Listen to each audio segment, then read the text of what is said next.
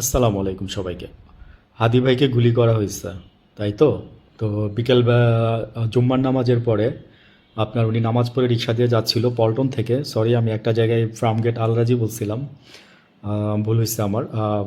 উনি পল্টন থেকে আপনার নামাজ পড়ে রিক্সা দিয়ে উনি যাচ্ছিলেন। তো রিক্সার মধ্যে ওনাকে গুলি করা হয়েছে বাম কানের নিচে দিয়ে। ওনার ব্রেনে, মাথায় গুলি গিয়ে পুরো লাগছে। গুলি বের করে আনার ট্রাই করছে হাসপাতালে যারা ছিল। সাথে সাথেই পুলিশ ওইখানে আসছে। তো পুলিশ ইনভেস্টিগেশন করতেছে।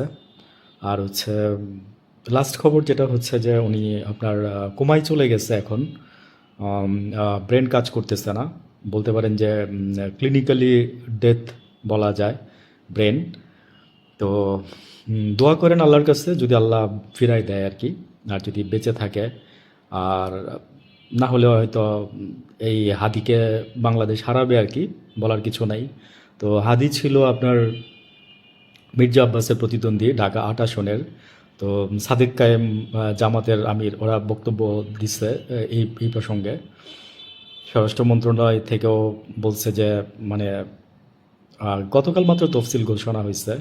তো কিছুদিন আগে আপনার রাশেদ খান মেনন না কে যেন বলছিল যে আপনার এই যারা নির্বাচনের প্রার্থী তাদের উপরে প্রাণনাশের হুমকি আছে।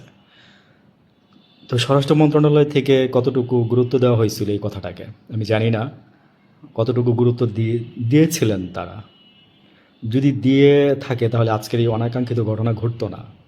তো একটা পক্ষ তো চাচ্ছে না যে নির্বাচন হোক, আর বিএনপিও এখন চাচ্ছে না বোধহয় যে নির্বাচন হোক যথাসময়ে, কিংবা হইলেও মানে বিএনপি বলছে যে, তিন দলই বলছে যে আমরা সন্তুষ্ট, তফসিল ঘোষণার পরে বলছে আমরা সন্তুষ্ট। কিন্তু এদিকে তো তারেক জিয়া আসতে পারতেছে না। তো তারেক জিয়া আর আসছে হাতে মাত্র আপনার এই যে মনোনয়ন জমা দেওয়ার লাস্ট তারিখ হচ্ছে ডিসেম্বরের 29 তারিখ। আর আপনার এর আগে ওনাকে ভোটার হইতে হবে, এর আগে ওনাকে দেশে আসতে হবে। আছে মাত্র আর 12-14 দিন। তো এই কাজগুলো কি সম্ভব? তো এর মধ্যে তাহলে কি অন্য প্রার্থী মানে বিএনপি থেকে আরেকজন দাঁড়াবে? তো এগুলো বিএনপি জানে। তো বিএনপির সব কিছুই একদম মানে লেজে গোবরে একাকার।